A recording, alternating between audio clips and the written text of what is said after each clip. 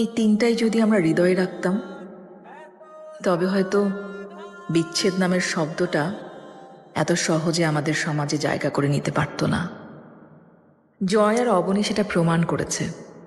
তারা ভুলকে বড় সিদ্ধান্তের রূপ দেয়নি, তারা বিচ্ছেদের মতো এত বড় ভুল করেনি, বরং তারা শিখেছে ভালোবাসা মানে শুধু পাওয়া নয়, ভালোবাসা মানে দায়িত্ব, ভালোবাসা মানে আঁকড়ে ধরা, যত ঝড়ই আসুক না কেন। আর যদি আমরা সবাই জয় আর অবনীর মতো হতে পারতাম তবে হয়তো বিচ্ছেদ কখনো গল্পই হতো না, থেকে যেত শুধু ভালোবাসা আর সম্পর্কের জয়গান। তুমি এত সকালে এখানে? আমি তো ভাবতেই পারিনি আজকে সকালটা এমন শান্ত হবে। সারাটা রাত ঠিক মতো ঘুমাইতে পারি নাই, অনেক কিছু ভাবছি, স্পেশালি আমার ভুলগুলা। সবকিছু শেষ হয়ে যাচ্ছে। আমার কোন ভুলের কারণে আমি তোমাকে হারায় ফেলতেছি, সবকিছুই।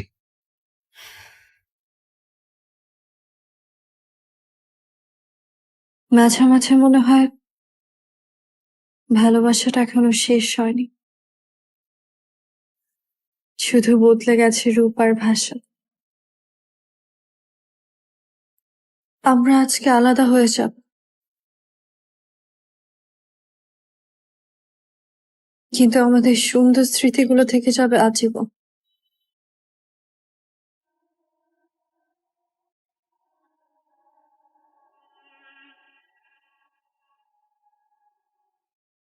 ডিভোর্স মানেই সবকিছু শেষ, তাই না? Just দুইজনের দুইটা সাইন,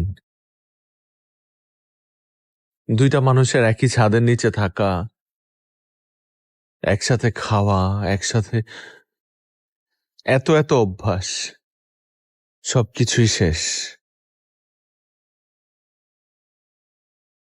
সম্পর্কটা শেষ হয়ে যাচ্ছে, কিন্তু আমাদের সম্মান আর বন্ধুত্বটা যেন সারা জীবন থেকে যায়। প্লিজ। আমি তোমার ভালো চাই, আমি তোর ভালো চাই বলেই আজকের এই সিদ্ধান্ত। আমি কখনোই তোমার ক্ষতি করব না, আই প্রমিস। আমিও চাই এই সম্মানটা যেন কখনো না হারায়।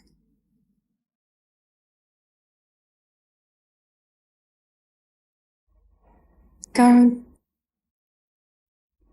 ভালোবাসাটা তো ছিল আমাদের মাঝে।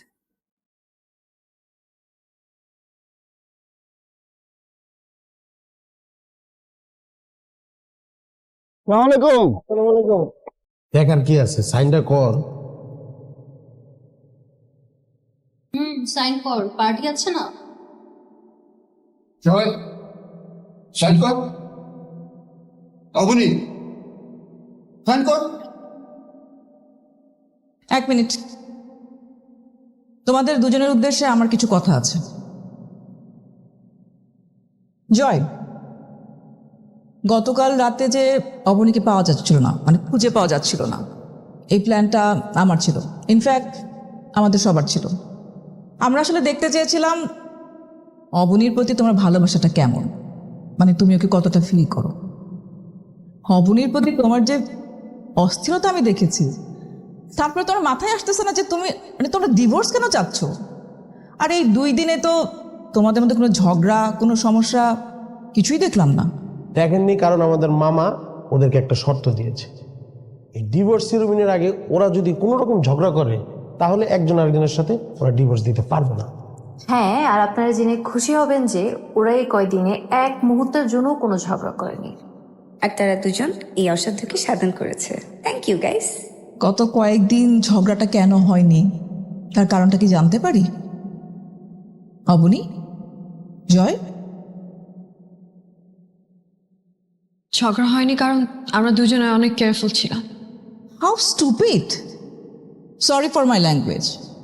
কিন্তু জয়, অবনী, আমি তো তোমাদের জেনারেশনকে স্মার্ট ভাবতাম, হ্যাঁ তোরা স্টুপিড কি করে হলে? টুপিট বলছেন কেন? এটাই ওদের স্মার্ট অ্যাপ্রোচ। ওদের ম্যাচ হচ্ছিল না, ঝগড়াঝাটি সবসময় লেগেই ছিল, একজনের সঙ্গে আরেকজনের মনের কোনো মিল ছিল না। একই ছাদের নিচে দুজন দুই রুমে ছিল, আবার ফেসবুকে cute cute couple pick upload করছিল লাইক আর কমেন্ট পাওয়ার জন্য। ফালতু জেনারেশন। ওদের সব বুঝবার ক্ষমতা আপনার আর আমার নেই, কারণ আমরা ব্যাকডেটেড। ঠিক আছে, আমি মানলাম যে আমরা ব্যাকডেটেড, ওদের জেনারেশনকে আমি ঠিক অতটা বুঝতে পারি না, কিন্তু একটা বিষয় কিন্তু আমি বুঝি, সেটা কিন্তু তোমরা বোঝো না। কি সেটা? এই যে একটু আগে বললে না, carefulness. This carefulness is the কি। তোমরা কয়েকদিন যদি কেয়ারফুল থেকে ঝগড়া না করে থাকতে পারো, তাহলে ওয়াই নট সারা জীবন? তাহলে তো এই ডিভোর্সই হয় না। এভাবে কি সারা জীবন সম্পর্কটি কেন যায়? কেন যায় না? আমাদের প্রবলেম কি জানো? আমরা আমাদের প্রেমের দিনগুলোতে, ভালোবাসার দিনগুলোতে একে অপরের প্রতি অনেক বেশি কেয়ারফুল থাকি, অনেক বেশি সিরিয়াস থাকি। তারপর যখন বিয়েটা হয়ে যায়, তখন আমরা একে অপরকে ফর গ্রান্টেড ধরে নিই। এটাই প্রবলেম। আর এই প্রবলেমটা তোমাদের ক্ষেত্রে হয়েছে, আমি শিওর।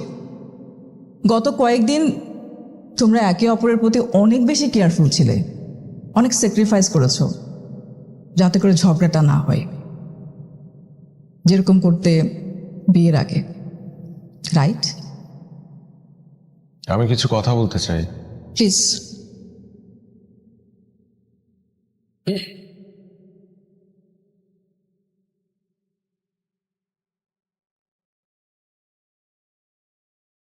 আমার কাছে মনে হয় ডিভোর্স কোনো সলিউশন না।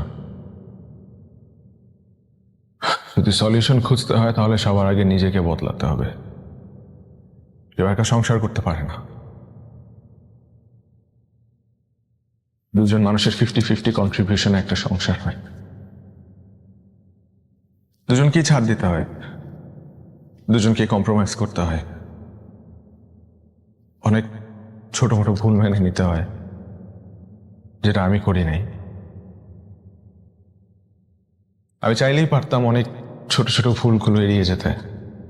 অবনীও চাইলে পারতো অনেক ছোট ছোট ভুল মাফ করে দিতে। আমার পছন্দের রং সবুজ, কিন্তু আজ পর্যন্ত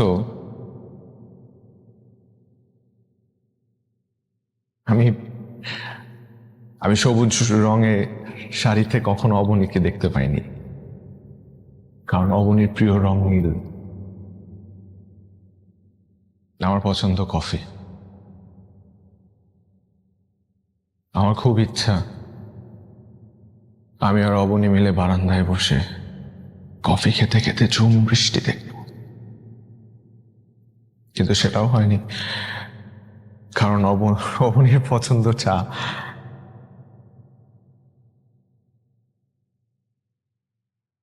তো ছোট মোটো জিনিস, আরো এরকম অনেক বড় জিনিস আছে যেগুলো আমি কখনো কাউকে বলিনি, বা আমরা দুজনেই হাইড করে রাখতে চেয়েছি।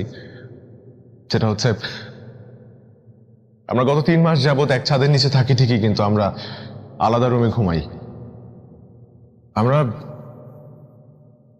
যখন প্রেম করি তখন ওই প্রেমের টাইমটাতে না আমরা অনেক কিছু ছাড় দেই, অনেক কিছু মেনে নেই, কিন্তু বিয়ের পর সেই সহনশীলতা, সে ত্যাগগুলো আর থাকে না আমাদের মধ্যে। আমরা একটা ডিফারেন্ট মানুষ হয়ে যাই। আমি আর অবনী একজন আরেকজনকে ভালোবেসে বিয়ে করেছি, কিন্তু আমাদের বাবা মা, আমাদের দুই ফ্যামিলির বাবা মারা কেউ আমাদের বিয়েটা মেনে নেয় নাই।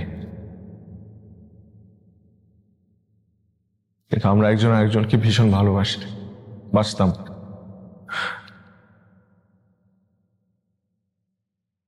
আমরা ভেবেছিলাম আমাদের ভালোবাসাটাকে আমরা জিতিয়ে দিব, কিন্তু